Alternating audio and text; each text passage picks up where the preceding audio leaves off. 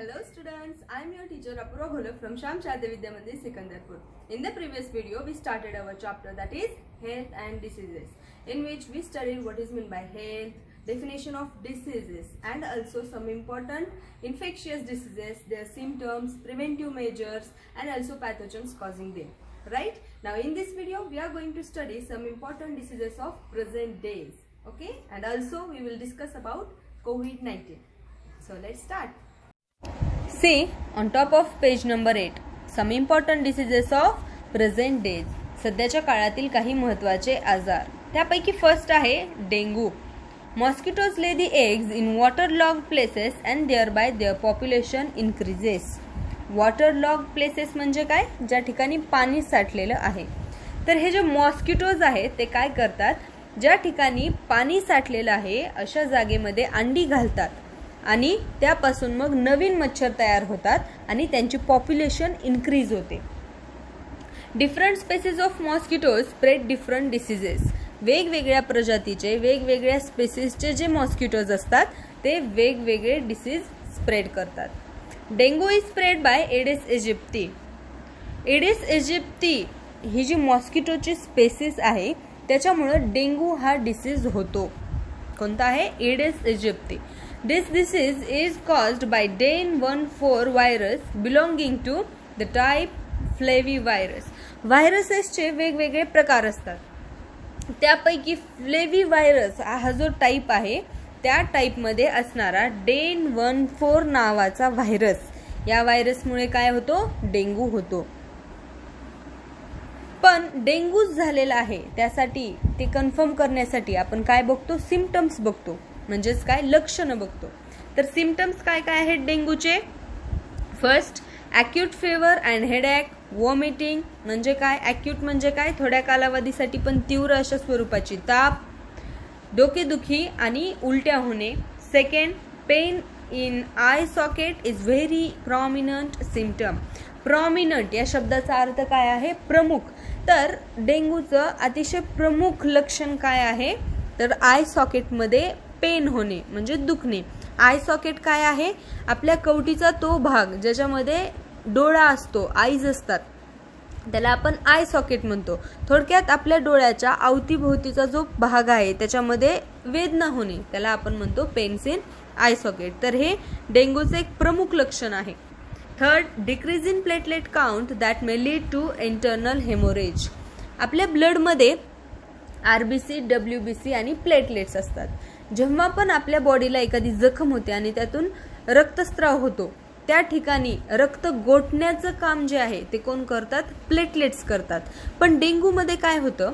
हे जे प्लेटलेट्स आहे त्यांचा काउंट, त्यांची संख्या काय होते? डिक्रीज होते. आणि मग त्यामुळं आपल्या शरीरामध्ये असलेल्या ज्या रक्तवाहिन्या आहेत त्यांच्यामधून रक्तस्राव होतो आणि हे रक्तस्राव झालेलं जे ब्लड आहे ते गोठण्याच्या ऐवजी शरीरामध्ये जमा होतं. त्याला आपण काय म्हणतो? Internal haemorrhage. आणि अशा प्रकारे जीवाचा धोका निर्माण होतो. तर हे काय आहे? Symptoms of dengue. See, understand and explain to others. तुम्हाला काय लक्षात येतं बरं ह्याच्यातून? टायर दिसत आहेत. टायरचा जो मधला भाग आहे आपण पाहिलंय पावसाळ्यामध्ये अशा पद्धतीनं पाणी जमा होतं त्या भागात आणि ते पाणी साठून राहतं. थोडक्यात वॉटर लॉग प्लेसेसमध्ये तो पार्ट येतो. मग हे साठलेल्या पाण्यामध्ये मच्छर अंडी घालतात, त्यापासून लार्वे तयार होतो आणि नवीन मच्छर तयार होऊन त्यांची पॉप्युलेशन इन्क्रीज होते. Right? See, observe and discuss. काय दिसतंय तुम्हाला ह्याच्यामध्ये? आपल्याला कॉईल, मच्छर मारायची कॉईल लावलेली दिसते. पाणीचा जो साठा आहे तो झाकून ठेवलेला दिसतो. कूलर दिसतंय. कूलरमधलं पाणी आपण नेहमी बदलत राहिलं पाहिजे. त्याच्यानंतर पावसाळ्यासारख्या सीझनमध्ये जेव्हा मच्छर जास्त प्रमाणामध्ये तयार होतात अशा वेळी पूर्ण कपडे घातले पाहिजेत. गप्पे मासे आहेत हे जे काय करतात?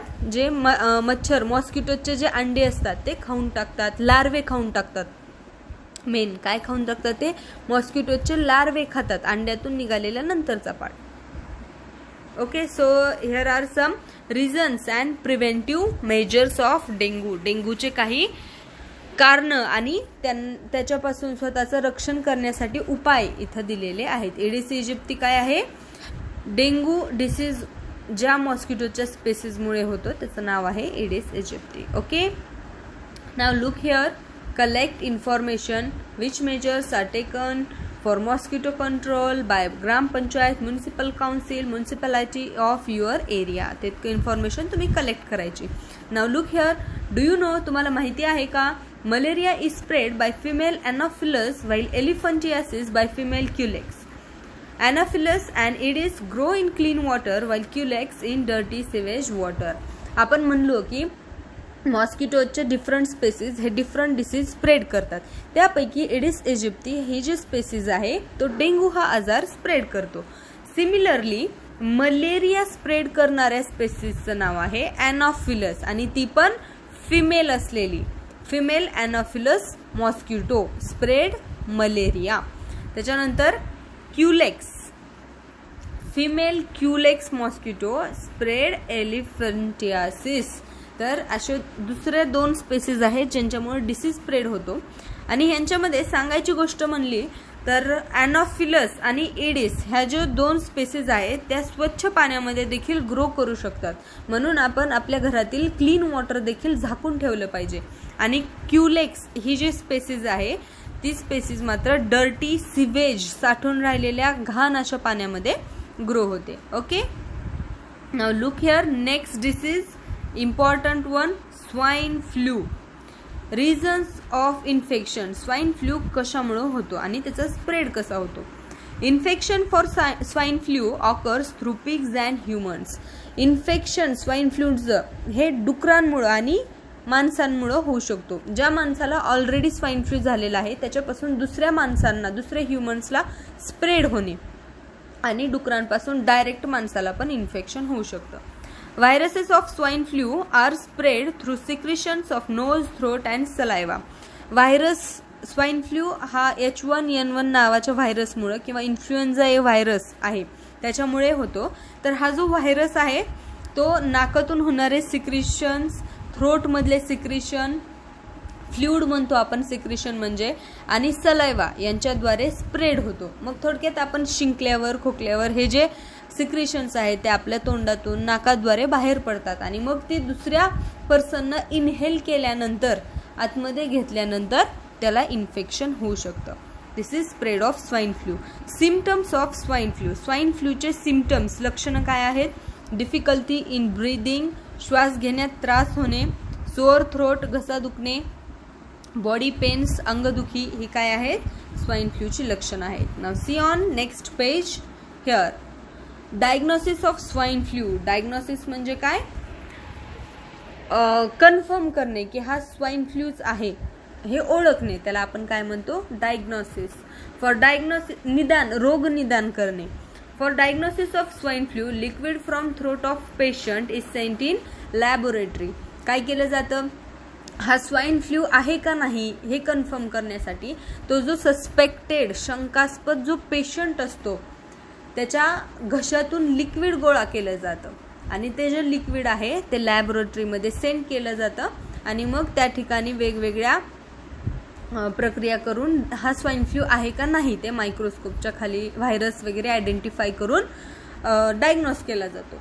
Diagnostic facilities are available in National Institute of Virology Pune and National Institute of Communicable Diseases Delhi. Delhi आणि पुणे या ठिकाणी हा स्वाईन फ्लू डायग्नोस करण्यासाठी ज्या काही फॅसिलिटीज आहेत त्या अवेलेबल आहेत. ओके, डू यू नो, तुम्हाला माहिती आहे, first case of swine flu was reported in Mexico in 2009.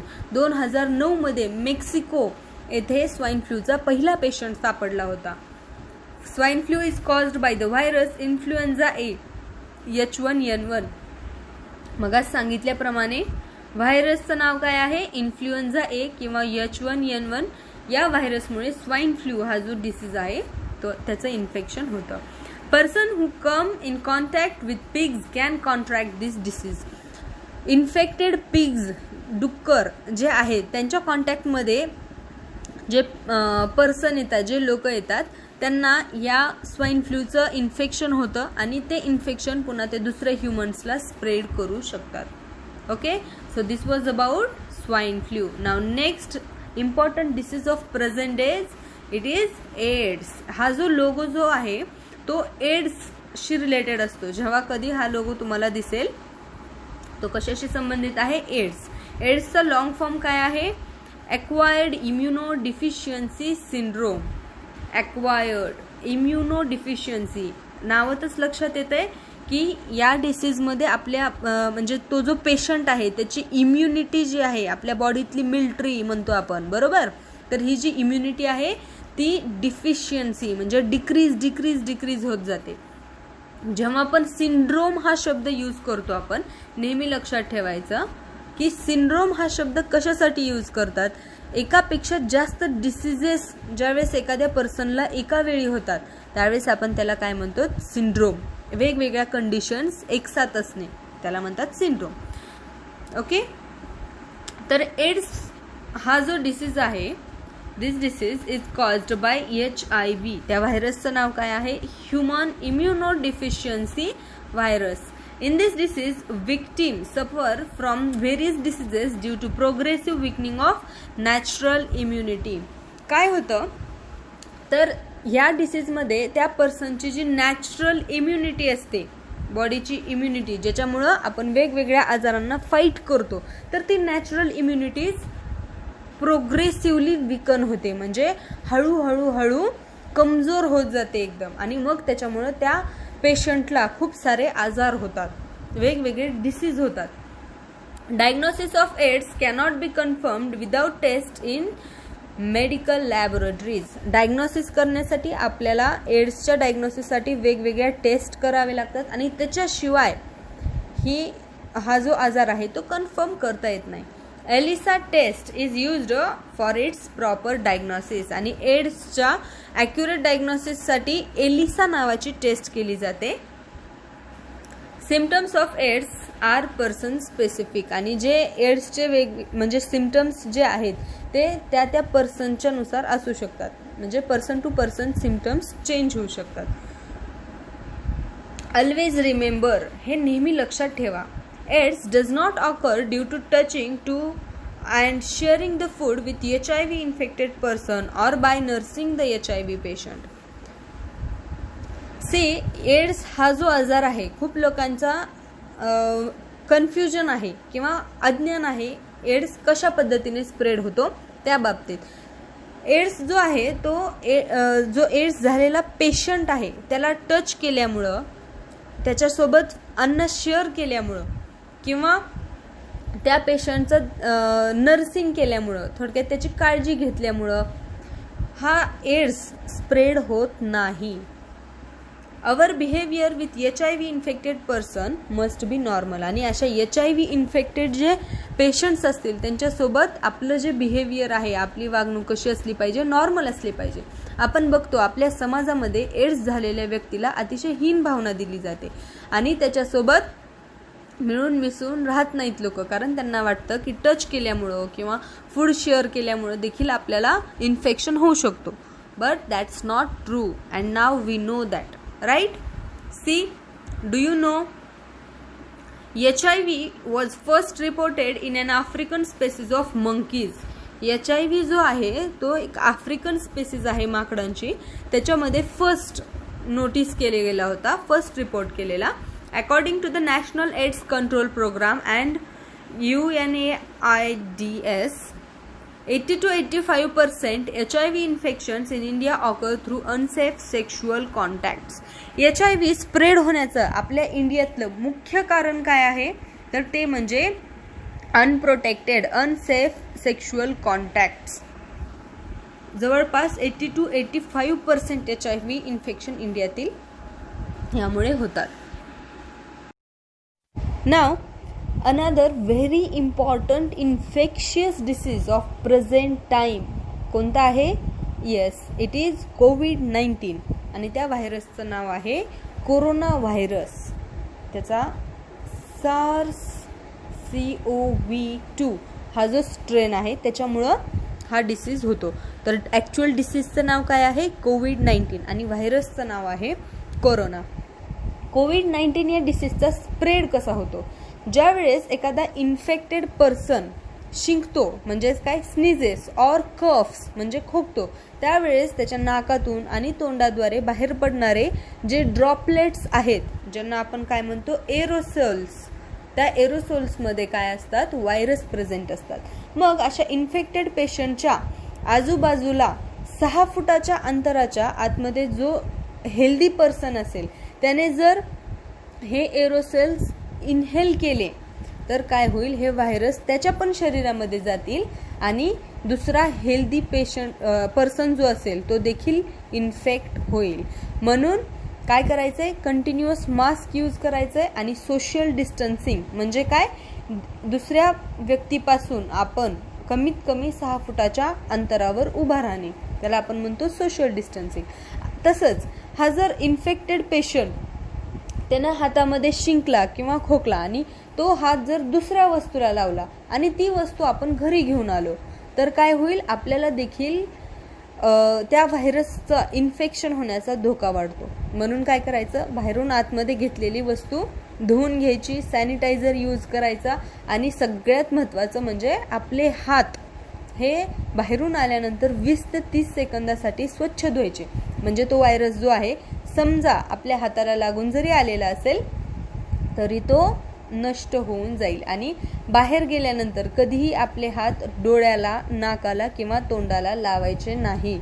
का, कारण त्यांच्याद्वारे हा जो व्हायरस आहे तो आपल्या शरीरामध्ये एंट्री करतो आणि मग तो स्प्रेड होतो आणि आपल्या लंग्सला इन्फेक्ट करतो, मग निमोनिया होतो आणि आपल्या श्वासोश्वासाची जी कॅपॅसिटी आहे ती एकदम कमी होऊन जाते आणि मग यामध्ये माणूस मरू देखील शकतो. त्यामुळं कोरोना आपल्याला टाळता येतो, आपण खूप काळजी घ्यायची आहे. ओके, नाव नेक्स्ट, इन्फेक्शन थ्रू ॲनिमल्स म्हणजे काय, प्राण्यांद्वारे किंवा जनावरांपासून होणारे इन्फेक्शन. त्यापैकी महत्त्वाचं आहे rabies. This is a viral disease, हा देखील एका व्हायरसमुळे होणारा डिसीज आहे. It occurs due to the bite of the infected dog, rabbit, monkey, cat, etc. Already infect झालेले जे ॲनिमल्स आहेत त्यांच्या बाईटमुळे, त्यांनी चावल्यामुळे हा जो डिसीज आहे तो होतो. व्हायरस एंटर्स द ब्रेन वाया न्यूरॉन्स. आपल्या बॉडीमध्ये इन्फॉर्मेशन कॅरी करण्यासाठी न्यूरॉन्स असतात, वी ऑल नो दॅट. आणि हे जे न्यूरॉन्स आहेत त्यांच्याद्वारे हा जो व्हायरस आहे तो आपल्या ब्रेनपर्यंत पोहोचतो. In this case, okay, look here first. Hydrophobia is one of the important symptom of this disease. Hydrophobia या शब्दाचा अर्थ काय होतो, हायड्रो म्हणजे पाण्याशी रिलेटेड आणि फोबिया म्हणजे काय, भीती. तर सगळ्यात इम्पॉर्टंट सिम्पटम काय आहे रेबीजचं, तर त्या पर्सनला, त्या पेशंटला पाण्याची प्रचंड भीती वाटते. In this case the victim shows extreme fear for water. Rabies is fatal disease म्हणजे या डिसीजमुळं मृत्यू देखील होऊ शकतो. However fatality can be prevented by timely vaccination before onset of symptoms. पण मृत्यूचा धोका मात्र आपण टाळू शकतो. कशा प्रकारे, तर सिम्पटम्स दिसायच्या आधीच, लक्षणं दिसायच्या आधीच त्या व्यक्तीला योग्य वेळेला वॅक्सिनेशन करायचं, मग त्या पर्सनला आपण मरण्यापासून वाचू शकतो. पण सिम्पटम्स कधी दिसायला सुरू होतात, तर symptoms start to appear within 90 to 175 days of dog bite. कुत्र्याने चावल्यानंतर जवळपास 90 ते 175 दिवसाच्या आत हे सिम्पटम्स दिसायला चालू होतात. त्यांच्या आधीच वॅक्सिनेशन केलं तर तो पर्सन वाचू शकतो. सिम्पटम्स काय आहेत बरं रेबीजचे, तर 2 ते 12 आठवड्यांसाठी जवळपास ताप असणे, एक्झॅग्रेशन्स इन बिहेवियर म्हणजे स्वभावात खूप जास्त बदल दिसून येणे, अँड ऑब्व्हियसली हायड्रोफोबिया म्हणजे काय, पाण्याची प्रचंड भीती वाटणे. इंटरनेट माय फ्रेंड. सो इंटरनेट माय फ्रेंड, तुम्ही इंटरनेटवर वेगवेगळ्या गोष्टी सर्च करू शकतात. इम्पॉर्टंट अभ्यासाशी रिलेटेड, स्टडीशी रिलेटेड गोष्टी ज्या आपल्या पुस्तकात दिल्या आहेत त्या सर्च करायच्या. मोबाईलचा योग्य उपयोग करायचा आहे. नाव non-infectious diseases. So here we have completed our part of infectious diseases. Okay, so for now, thank you so much for listening peacefully.